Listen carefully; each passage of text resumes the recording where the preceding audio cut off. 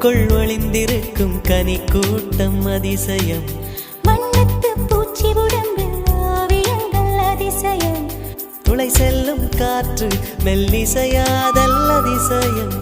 குருநாதர் இல்லாத குயில் பாட்டு அதிசயம். அதிசயமே அசந்து போகும் நீ எந்த அதிசயம்.